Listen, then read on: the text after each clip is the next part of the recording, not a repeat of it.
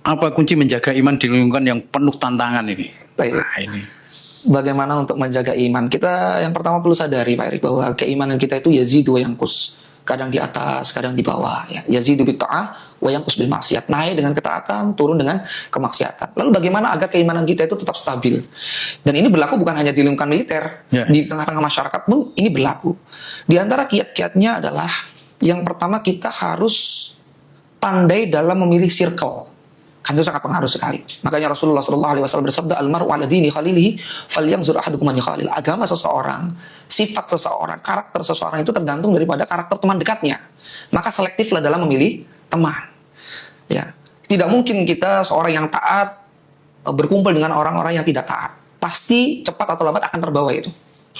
Jadi kita harus selektif dalam memilih circle, selektif dalam memilih teman. Pilihlah teman-teman yang salih, yang selalu menyertai kita dalam keadaan senang, dan selalu menyertai kita dalam keadaan susah.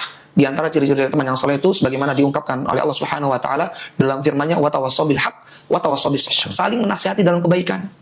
Ketika iman kita sedang turun, dia selalu memotivasi kita, mengajak kita, merangkul kita.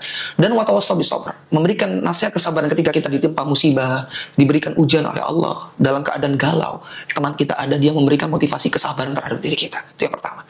Kemudian yang kedua adalah dengan kita menghadiri kajian-kajian ilmu agama. Karena itu satu-satunya cara untuk mengecas keimanan kita. Tadi kan iman kita yazid wa yanqus ya, kadang di atas, kadang di turun. Kayak lift ya. Kayak lift, betul sekali. Maka untuk menstabilkan keimanan itu, kita menghadiri majelis ilmu agama. Makanya Nabi SAW beliau bersabda, "Man yuridillahu bi khairan yufaqihu fiddin." Barang siapa yang dikehendaki kebaikan oleh Allah Subhanahu wa taala, maka dia difahamkan agama. Artinya bahwasanya orang-orang yang dia memiliki kesadaran untuk menghadiri majelis ilmu, mengikuti kajian-kajian agama sesuai pemahaman sesuai Al-Qur'an dan Sunnah, di atas pemahaman para salafus salih, maka dia tanda bahwa dia ditakdirkan oleh Allah Subhanahu wa taala kebaikan. Selalu hidupnya diliputi oleh kebaikan. Kenapa? Karena akan terjaga keimanannya itu. Dia tahu mana yang halal, mana yang haram. Dia tahu mana yang sunnah, mana yang bid'ah. Dia tahu mana yang tauhid, mana yang syirik. Dia tahu mana yang diperintahkan Allah dan mana yang dilarang oleh Allah Subhanahu wa taala. Ini di antara yang harus kita perhatikan agar iman kita tetap stabil, yaitu menjaga circle kita,